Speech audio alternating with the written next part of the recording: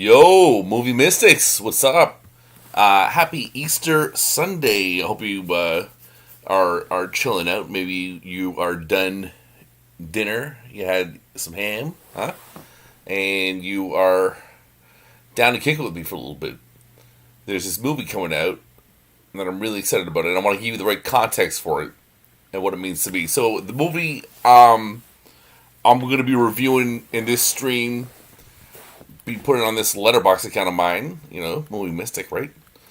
Uh, I'll be putting it on letterbox soon, my review of How to Blow Up a Pipeline. Before that, I wanted to talk a little bit about the director and why I'm a fan, why I think he's cool, and my history with him. So, yeah, going back to 2018, I interviewed Daniel and his writer Isa during Fantasia Fest. I saw their movie Cam, and I didn't really know anything about it.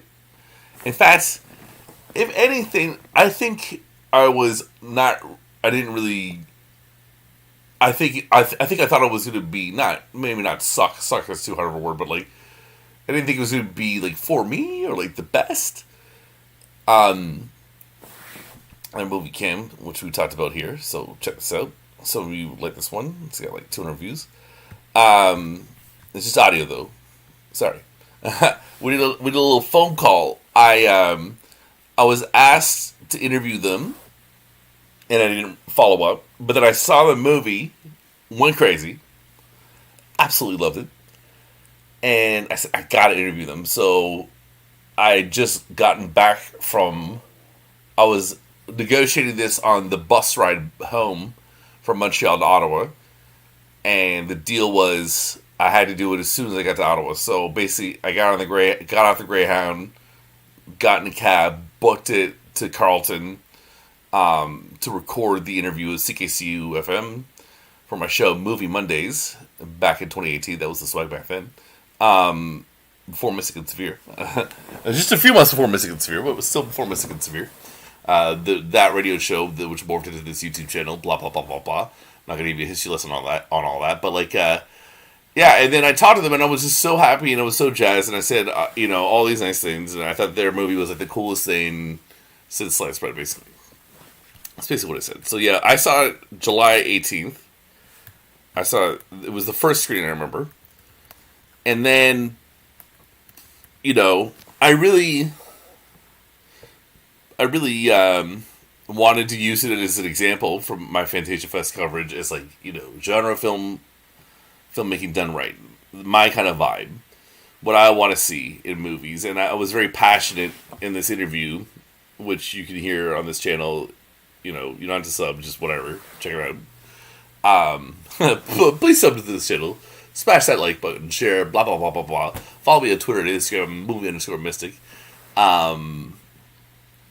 But I just want you to listen to that interview, listen to the passion, listen to how much I'm like putting them up as like those guys, Isa who wrote it and Daniel who directed it. It's like the I don't want to read all this, but it was big, and then I got to meet the producer of this movie, who I'm still in touch with. And yeah, that's a whole other story we're not going to get into on the stream. But just to say, I thought they were so cool, and I still think they're so cool. And the movie got sold to Netflix shortly after we saw it. So let's look at some pictures. Yeah, super freaky. That opening scene just killed me. When she's doing her when she fake kills herself, fake cuts her throat, that sound of that knife was brutal. It messed me up, man. And, are those all the pictures? No, there's more. Okay. Yeah. So it's like, man, that is scary with the gun. That is a terrifying image. Let's see what else we got. Yeah, the whole online identity fragmentation resonated with me. The whole fear from the feminine fear in it was really powerful to me.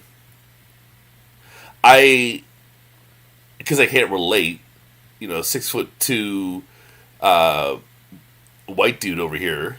Can't relate to being more petite and vulnerable in this intense world we live in.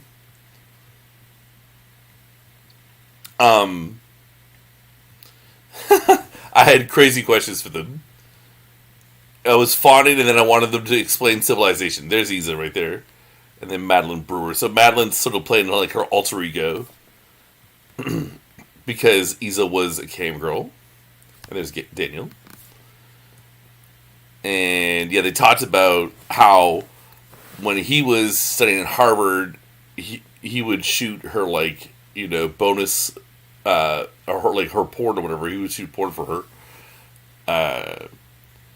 And yeah, I've heard her talk in interviews about having a university degree but just wanting to do sex work, and the whole naturalizing or making something that is largely viewed as abnormal more normalized, to have that competitive edge.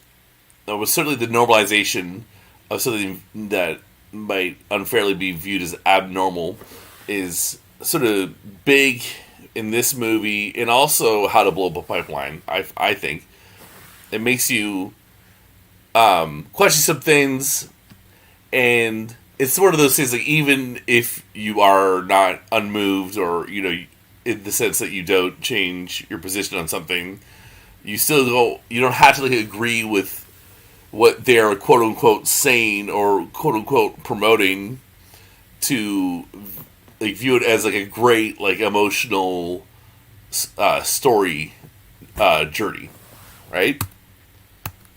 That's one thing that I think is really interesting, and I think it's sweet that Netflix picked this up. It's a sick movie. So, and then if you're interested more in Isa's autobiographical stuff, she wrote this book, which I have not read, called Cam Girl. Thought I'd give that a little plug. I'm sure it's really cool. Yeah.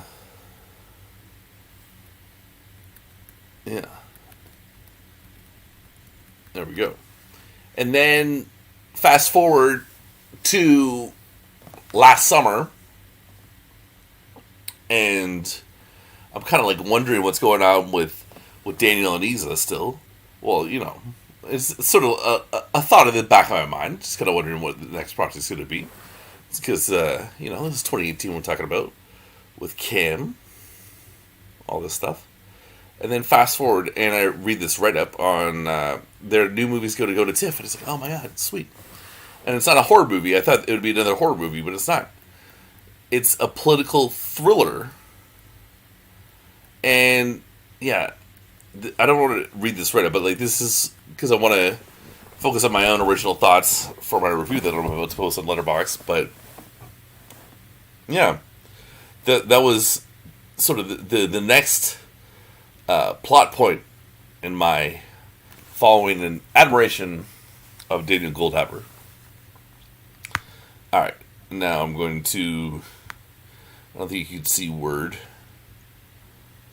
but I'm going to find... Oh no. I thought it was here. I thought it was right in front of me. Oh, Christ. Alright, hang tight. I have to keep looking.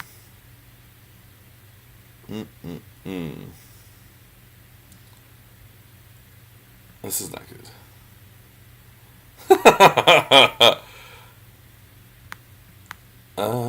Ba-da-ba-ba.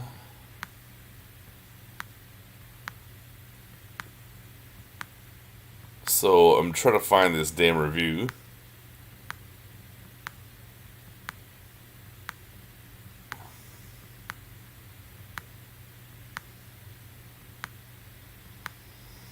Oh my god. And I have so many files here in Word.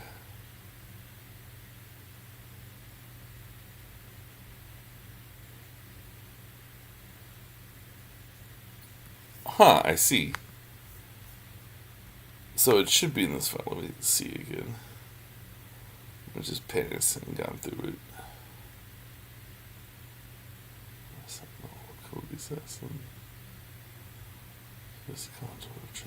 Ah, here it is. Babu. I was tripping for a minute. So, I have copied my review. And also, I want to say, if you live in the Ottawa area, you're one of my Ottawa buddies, come peep it at the Bytown. It's coming on Friday, the 14th.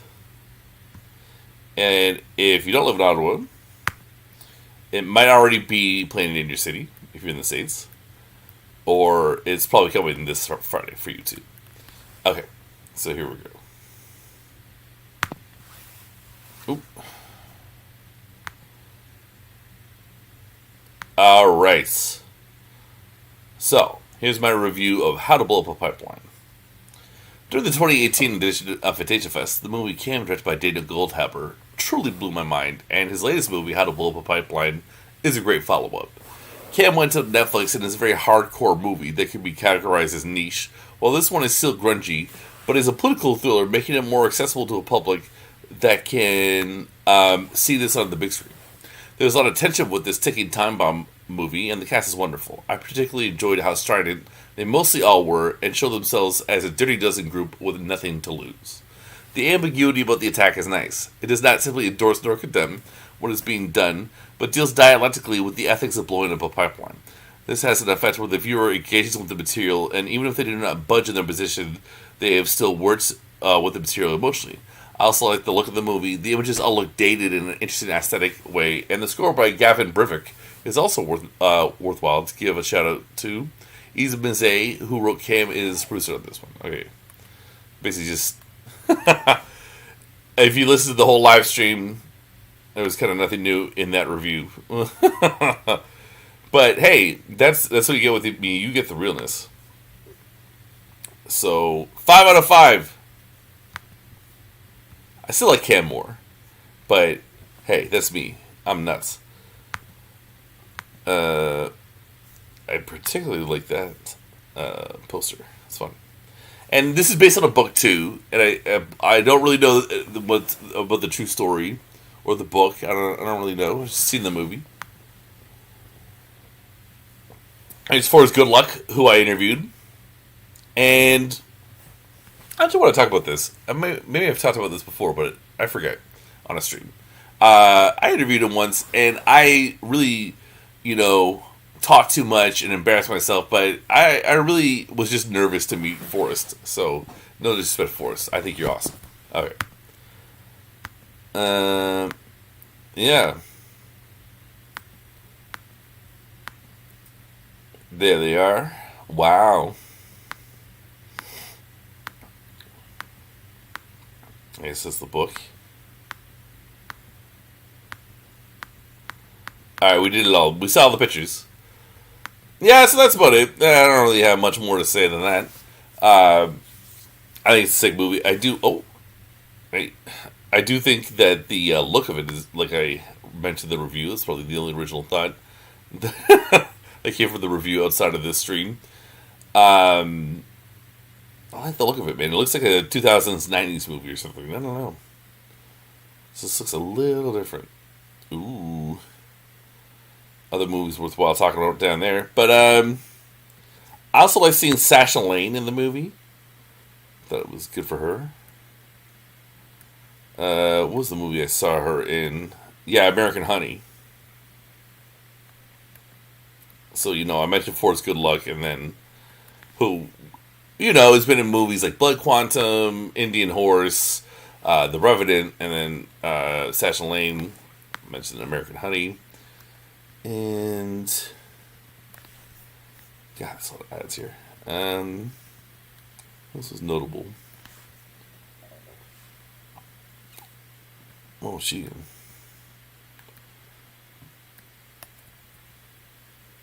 Ooh, Apostle. I haven't seen that, but I've heard it is amazing. Yeah, it's a stat casting. I mean, they had Madeline Brewer. Daniel had Madeline Brewer for Cam, which is no joke. But there's a lot of faces in this one. It's Community of Misfits. So yeah, check me out on Letterboxd. I'd love for you to subscribe, get an account, hang out in the community. It's a good time. I really like Letterboxd. And yeah, you can read Peter Kaplowski's write-up to his website. I didn't really want to get into it, but I'm sure there's actual facts in there about the book, and you know, Peter's cool. You know, Peter's our pal. Been on the channel a bunch of times. Isa's book. If Cam sounds intriguing to you, or if you're a fan, maybe watch Cam first, and if you're intrigued, maybe pick up her book. But yeah, definitely check that out on Netflix if you haven't. If you're a horror fan, you gotta be ready. It's pretty intense.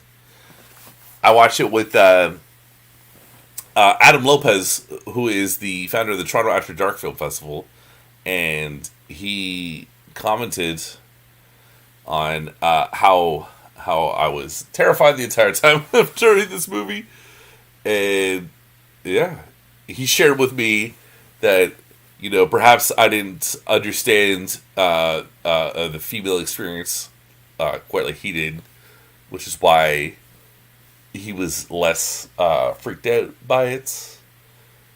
And yeah, I mean, we all have to check ourselves. And here's the Fantasia write-up. Man, it's fun. I haven't been on this page probably for a while. Probably since 2018.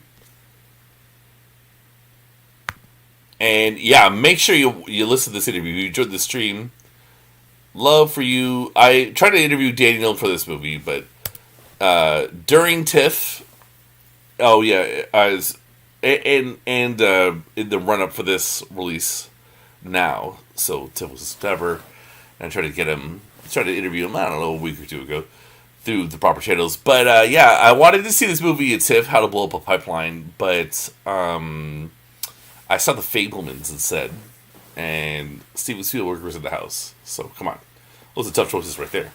But ultimately, I'm glad I saw The Fablemans. And then, funny enough, I saw Daniel tweet about how he liked The Fablemans, and I felt reassured that I made the right decision. Anyways, happy Easter, guys. I hope you enjoyed the stream. Peace out.